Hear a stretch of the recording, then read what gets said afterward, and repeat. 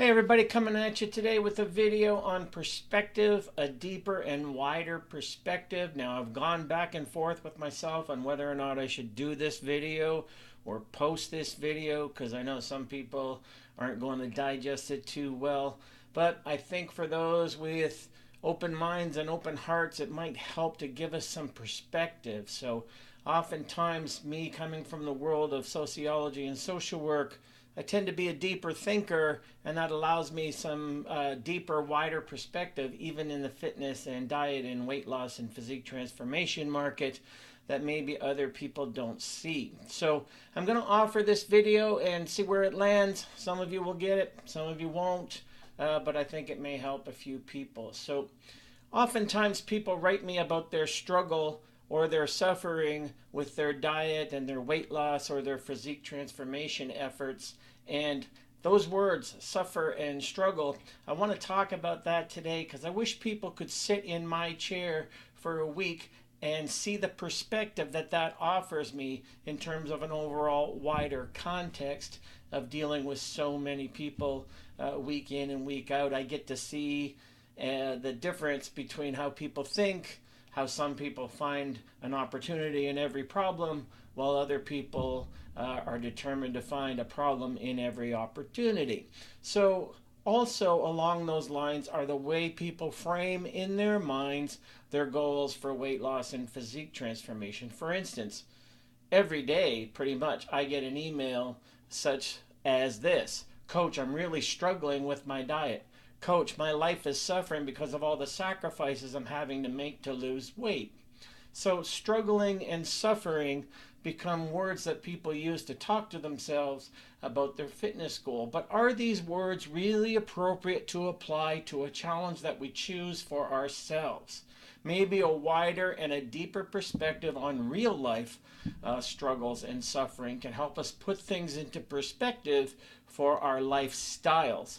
So very often, for instance, I'll get people writing me 5, 6, 7-page emails wanting to explain their struggles with diet and their struggles with weight and their struggles with physique transformation and never being happy with the results that they're getting, etc., etc. So you compare that to real life struggling and suffering versus self-indulgent fitness goals, struggling and suffering, and what can we learn? What I'm hoping some of you will learn here is to have some bloody perspective on a deeper and wider perspective and how that can help you reframe your thoughts and feelings on your fitness and physique transformation goals. So my perspective is widened and deepened because of what I do and what I deal with on a weekly basis. So here's an example of 1 week in my life recently that I wrote down some notes compared to the emails I get of people claiming to be struggling with diet and weight loss goals or suffering in some way because of these goals as well. So the week I recorded this, the week I sat down to do this, I want to give you some wider and deeper perspective on the words struggling and suffering so that maybe you can reframe that in terms of how you see your diet and fitness goals. So I'm going to give you a few examples. This all took place in the span of 1 week recently.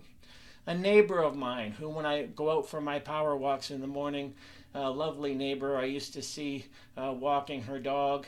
Well, recently I found out I didn't see her anymore walking her dog. I found out her husband of over 50 years had passed away. And then about 3 days later, her dog, her beloved dog, family member for over 14 years, she had to put down as well.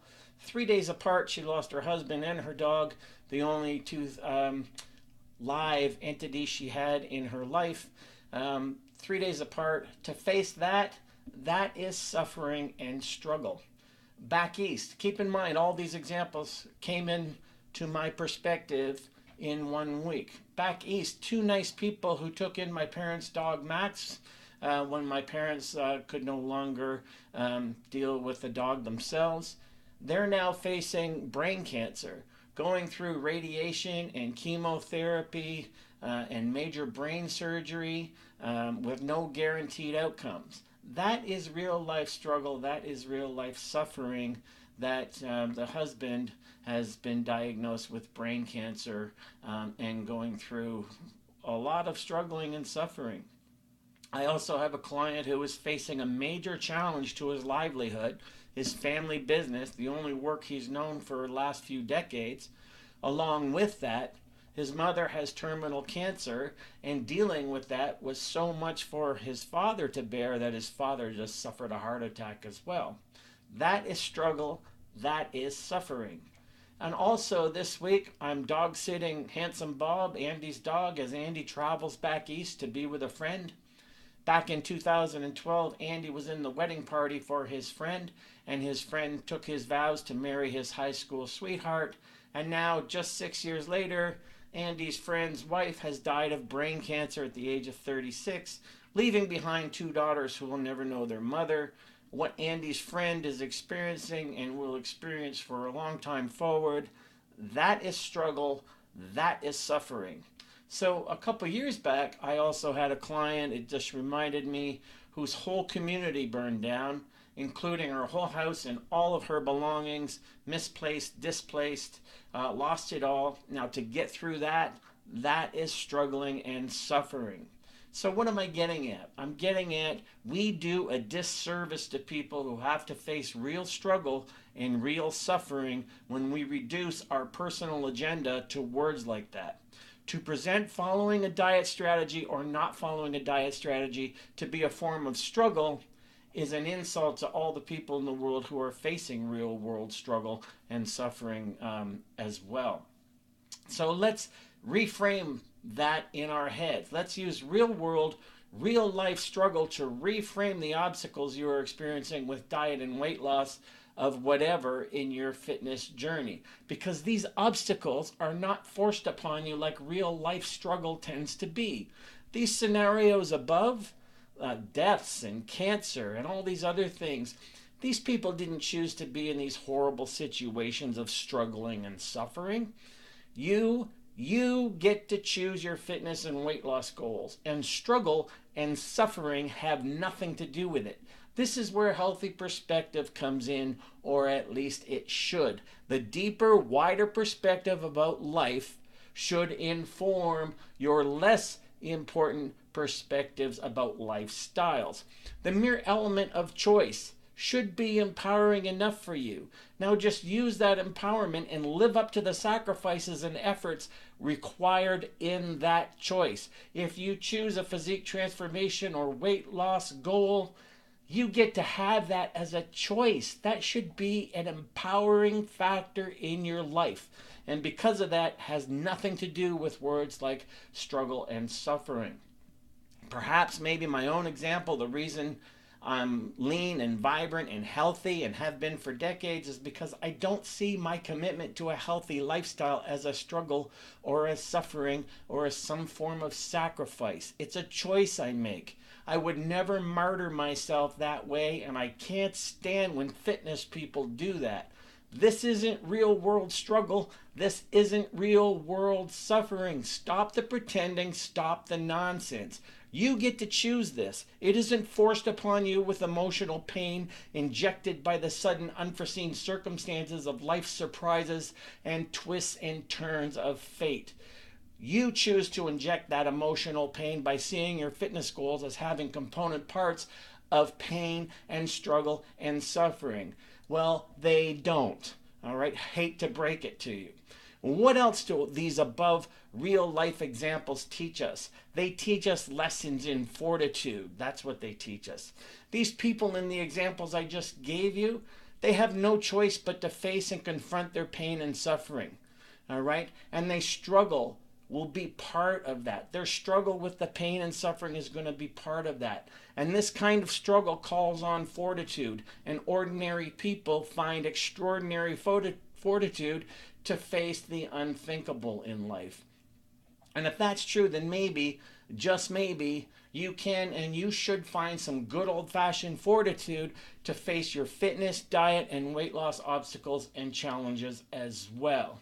Let the real world teach you what real struggle and suffering is, and use that to realize for yourself that these micro fitness and diet related issues are not struggle and suffering, except to allow your ego to blow them up to that level in your own head.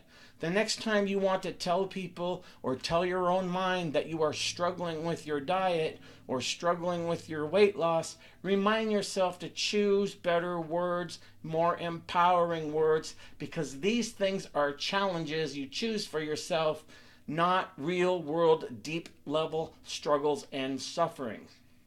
There are people out there in the examples I just gave you who would love to have your problems at this level.